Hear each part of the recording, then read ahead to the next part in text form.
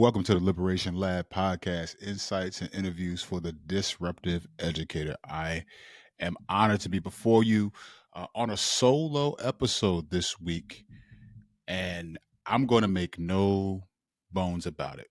This week, I'm a little ticked off.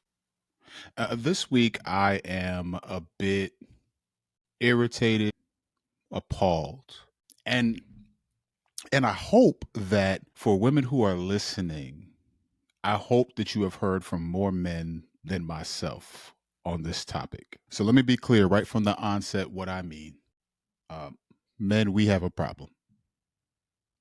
We have an issue that has spanned generations, decades, families, lineages that have destroyed entire civilizations. We have an issue with misogyny. We have an issue with this disease called misogyny, with this disease called patriarchy. We have an issue that demands our attention. If you've been hiding under a rock and don't know, we have seen that gruesome, inexcusable video of Diddy and Cassie. And when the video came out, the thing that was most grotesque to me was the fact that people had to see this video in order to then turn around and say, well, why does she stay so long? Like, this continual victim blaming is disgusting. We see a woman being dragged and kicked, and our first reaction is to question her and never interrogate the abuser, never to say something with regard to Diddy's actions. Yeah, I'm pretty ticked. And part of the reason why, right? So yes, this is something that's happening in pop culture and in the news and in the media. So Bobby, why are you talking about it when you talk to schools? Because newsflash, there are potentially future Diddies in your classroom. And our ability or inability to address this disease, to address and unlearn practices that condone these types of behaviors, the ability or inability of school leaders to set up systems that directly affect how our babies are leaving with their forming their understandings of themselves and their world, challenging notions of toxic masculinity and patriarchy. That's needed more now than ever. Even more, right? As I sit here and think through this. So let me just parenthetically insert. I'm not standing here or sitting here recording this, talking about this because I'm some bastion of hope. I'm here because I'm a man in the process of unlearning the tangled web that misogyny and patriarchy has played in my life, healing from the ways that I've harmed others because of these understandings and the things that I refused for a while to deal with in myself. So I don't speak as someone who's got it together, but I speak because I feel like more of us should be speaking. So I want to play for us a clip of Diddy apologizing. And I I just want you to hear it for yourself. This is why women choose the bear. For context, if you haven't been following, there was a trend on TikTok where women were recounting stories of men and their behaviors, the refusal to accept no, the rejecting the advances, and they were asked, would you choose a man or choose a bear? And women across the board were saying, I would rather choose the bear. So much so that people started posting pictures. A bear is on the doorstep of a house, and a woman comes out and says, no, get away, move, and the bear leaves. They cut to another clip of a man following a woman, and she says, no, I don't want to talk to you. Please leave me alone. And what does he do? He continues to bother, berate, and hound this woman because she's rejecting his advances. Men, we have a problem. It's disgusting and it's vile, and it starts in our schools. So Diddy sits up and he says, man, I sought professional help and therapy. And he, like a lot of us, it appears as though, like, I don't know what's in that man's heart, but it appears as though he is sorry that he got caught. When you do the things that he has done, when you are now in a RICO case because of human trafficking, and that is your response, I'm not asking for forgiveness. I'm sorry. I would have better off you just kept it to yourself. And I know it sounds harsh, right? Like, I know what it's like to be on the other end, and to be the person who's asking for forgiveness for things, and you got a lot of work to do. But here we are looking at this video, this man, and then the subsequent follow-up apology after making sure you settle out of court so all the details don't come out. And you tell me you've been to therapy and you had to seek professional help. And in one sense, yeah, I'm happy that, if that's true, that you are trying to do what you got to do to be a better human. But in another sense, it's like, man, throw him under the jail. But this mentality starts in our schools. And so I want to challenge us a little bit, because when it comes to our responses, men, I'm talking specifically to men, one of the things that we like to do is to say, well, it's not all men. I'm sorry, we don't have that excuse anymore, if there ever was one.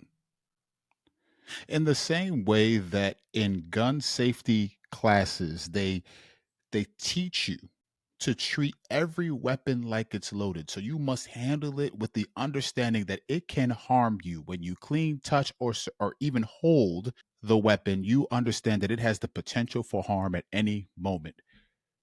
Men, we're the weapon. Our understandings of masculinity, all of those things lend themselves to, we don't have a view for ourselves outside of power and control, domination and exploitation. We view ourselves by conquest and say that we should be leading. We should be, we're leaders, providers. And honestly, I just don't know if anything could be further from the truth, from what we have shown, right? From the sample size of what we have shown thus far. So I want to ask, are we going to be brave enough in our schools to reject, first of all, to understand that this ideology runs rampant in our schools, from the way that our young boys are willing to fight young girls?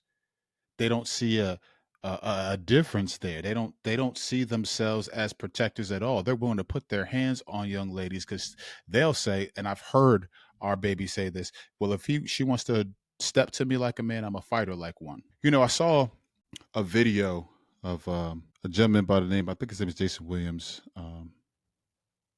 He runs the cave of Abdullam, and he is a martial arts instructor, and he's talking to a young man. This young man, maybe 8 or 9, is frustrated because he's tired and can't do the exercise, can't um, really function up to his capabilities. And you see him get frustrated, step off the mat that he is on, and start crying. The instructor addresses him. Tell me what's going on. The young man has difficulty expressing himself. But what I love about the video is that this instructor, this man named Jason, does not allow him off the hook. He says, no, tell me what's going on. The young man says, I'm struggling because my legs aren't working the way I want them to. I'm frustrated because I'm not performing up to my capabilities, and I'm mad. Well, the first thing that the instructor does is name that it's powerful, right? That this young man is naming his emotion. And two, he rejects the notion that crying is for somebody who's soft. He says, young men, boys who don't learn to cry and to process their emotions, become men who cry in other ways. They lash out. They don't know how to process things. Or to put it another way, Frederick Douglass was coined as saying that it's easier to build strong children than to repair broken men. And I'm suggesting to us that our schools, without our intervention, will be the ground zero for the continual production of broken men if we choose to do nothing about what we are seeing. We need to create spaces of healing. As I started jotting down notes and thinking about what it is that what practically we could do, And this isn't an exhaustive list at all, but we definitely need therapy. We need humility and we need curiosity if we're going to make any type of real change. And before I get into that, I want to play one more video for you. And this has gone viral. We've had a bunch of discussions online and whatnot about it, but it's the video of Harrison Bucker, the kicker from the Kansas City Chiefs. And to set the stage for what he's about to say, I need you to hear that the context of this is that he has gone to a commencement speech. Everyone in this room is celebrating the accomplishment, which is hard and harder for some, harder for marginalized people groups, harder for women to graduate, to get this degree, to open up opportunities for oneself. And in the midst of this celebration, I need you to hear what this fool says. I don't have words to quantify the amount of ignorance in that video, but allow me to say a couple of things. First, whoever, I don't know if the institution knew he was going to say what he was going to say, but my God, to trample on the accomplishments of women who have traversed a society that is dead set on limiting their accomplishments, limiting where they can go, who what rooms they belong in, where their voice belongs, and you stand up and say, "No, not your degrees, the greatest honor."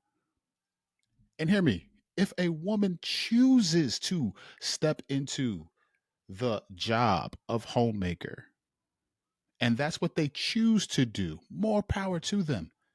But it's their choice. It isn't ours as men to dictate what it is that women should be doing to demand their continual free labor for our exploitation. But there are Harrison Buckers at your school who, for whatever reason, will have an ideology of second class citizenship of women. And if we choose not to build true community where we make the problem of others our personal problem, I say this all the time, community happens when I make your problem my problem. If we choose not to engage at that level, we are choosing to be the mass production site of future Diddy's and Harrison Buckers, and the list goes on. So when we're talking about what to do, we need to really think about our need for therapy. And when I say therapy, I mean therapeutic environments. I mean coming face to face with who we are and what we've done. And I mean this for every single child, but specifically in this point, I'm talking about our young men. We have continued to use power and privilege to dominate and destroy, and not to heal. That when it comes to healing, we lash out at those types of things by dismissing them. And you hear this if you just listen to our young people and listen to men. They dismiss these things as feminine or gay because we don't understand how to define manhood except to say that it is anti woman. We don't understand how to define manhood except by addressing and using slurs about the homosexual community. And here's the rub for us, that just maybe there's more that we can learn from groups who have had to heal from the marginalization that they've experienced in our world. Just maybe I can learn more about healing from somebody who's had to endure punishment. Just maybe I can learn a lot about healing from someone who's had to navigate a system dead set on marginalization, domination, and control. And they've navigated that system and somehow come out on the other side seemingly unscathed. Maybe I should lean in and listen to that person about what it means to heal. But no, not us. We label it, because what you can label, you ostracize, and what you ostracize, you don't have to listen to. So we escape responsibility for healing by continuing to name these things as anti-man, effeminate, or using slurs derived from how we quantify the homosexual community. Man, we probably should take a page from their book, from our women, from folks who have marginalized backgrounds, minoritized backgrounds, and start our healing process to get real and get help. So what does this mean for us in school? If you've been following me for any amount of time, you know that I am a proponent of, a practitioner of restorative practices. And the thing that I think happens for us is we think restorative practices are only there to be the band-aid when we have a boo-boo, but that's not how this works. The prerequisite for restorative practices is, are we willing? Have we done the work of building an actual community? Community building circles are ground zero. So we could talk about effective language, and we could talk about all the tools necessary to build a culture that esteems one another. But listen, the best tools in the hands of racist professionals, the best tools in the hands of bigoted professionals, the best tools in the hands of misogynistic professionals become weapons of mass destruction. So we must build true community where we close the gap between teacher and student, between student and student. We need proximity. We need to understand one another. I need to be able to look at our young ladies as they begin to expound upon the ways that maybe they've had to navigate the responsibilities placed on them, because maybe they would corroborate the narrative that men are supported and engaged and sometimes enabled, but young women are raised. In other words, they have responsibility placed on young girls because of their capabilities, because of their leadership capabilities, but we enable and baby young men who turn into boys who can shave. So we need to engage in building therapeutic environments where we could begin to challenge these notions and subsequently put our young people in a space where they can heal. So the first thing we definitely need is therapy. But next, we have to engage around humility. In the words of the prophet Kendrick Lamar, sit down, be humble. Humility is going to be essential if we're truly going to see ourselves and see one another, to see the damage that we've caused, to not look away, to not minimize, to want to not to put ourselves on a video and say, I'm trying to be a better man after you've wreaked d- havoc and destruction for years and profited off of people. It is humility that helps us recognize that I, we need community in order to advance collective liberation, that our liberation is bound together, that who you are and what you need and how what will set you free is inevitably tied to what will set me free. That we center those on the margins. But how do you see the margins if you're not humble enough to look? Humility helps us admit when we're wrong and learn from those mistakes, not after the video comes out of you destroying, mercilessly beating and kicking a young girl in the hallway, a person you said that you love. No, humility helps us admit when we say something that might be off, when we call a young girl out of her name, when we call other young men out of their name because they act different than us, because their sexual orientation might be different than us. Humility helps us foster better understanding of others and promotes healthier relationships, because I don't come to it with an understanding that I'm going to be right because I have all the power. I come to it understanding that there's much to learn about myself and others, and to truly see myself, I need others in my life. I need others who are going to speak truth. Humility helps me listen and glean from that truth. But here's the part for me that's kind of frustrating, and it's something that we really need to cultivate, and that is curiosity. This is my last point here. When women are telling us that they'd rather choose the bear, listen, I have let me let me just give a disclaimer.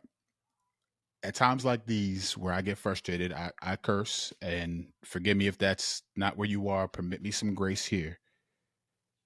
But when women are telling us they need that they'll choose the bear, and we have men who are saying, "Be serious, you wouldn't choose the bear."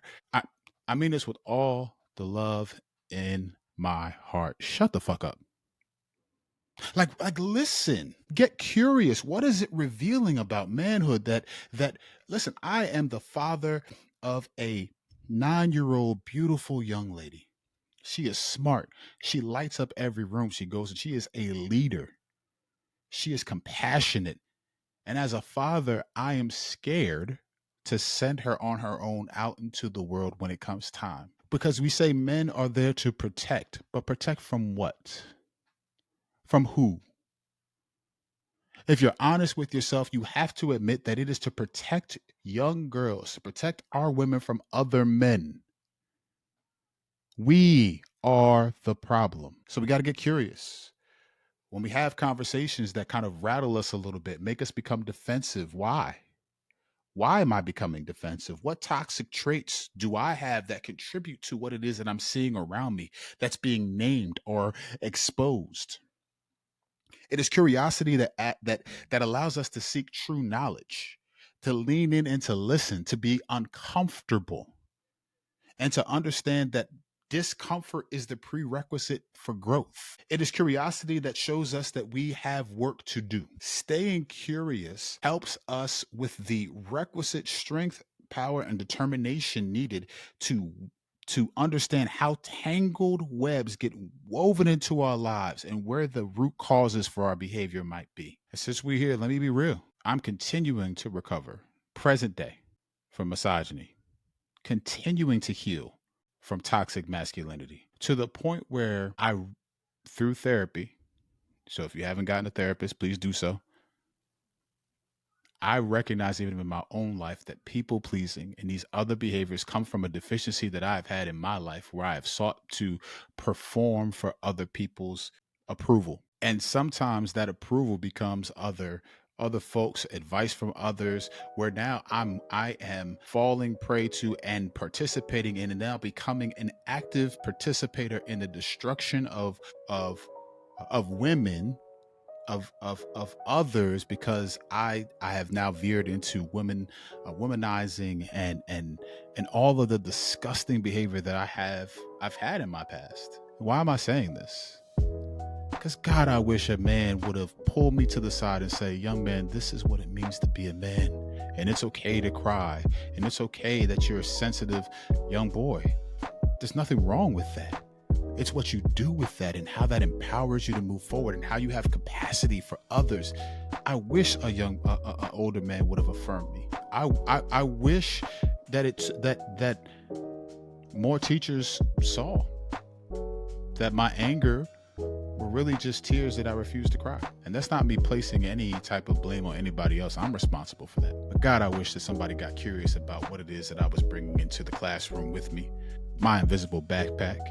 Why I felt the need to perform. Why I was masking the hurt and the pain in my life that now I'm dealing with as a daggone 40-year-old man. Things that I should have learned a long time ago. I'm glad the story is still being written, and I'm glad I'm in a place to continue to learn and grow and to even put this stuff out here into the world so hopefully somebody else can grow. But man, we need to get curious. We need to be humble. And man, we need therapeutic healing environments. Shout out to Dr. Angela Costa. Shout out to Dr. Yolanda Silly Ruiz. So what do? If you're a school leader, we're coming up to the end of the school year. Some of you have a week. If you're somewhere near me, you probably have another month. May the odds forever be in your favor. What are we going to do differently to put our kids in an environment, our babies in an environment where we're challenging this ideology, where we're putting them in a position to understand what's acceptable and what's not? That if our laughter, our joking is at the expense of a human, then we are not just unkind, but we are participating in an ideology that leads to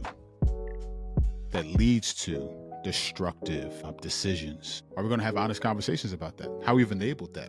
As leaders, are we going to reflect on the ways that we have enabled that behavior by our silence? My hope is that we grow frustrated enough to do something different. As I sit here, potentially on the heels of maybe walking into a principal's position, I'm reflecting on the ways that our young people need more than reading, writing, and arithmetic to be whole, healthy humans. And is that all on the school? No, but I'll be damned if I don't try to give them everything that they need, because they deserve it. So community, listen, let's stay humble, let's stay curious, and let's really seek therapy for ourselves and for each other. Share this with somebody else. Please like, comment, subscribe. Every review helps with the reach of this podcast, reach of this platform. And until next time, I love y'all. Let's keep pushing.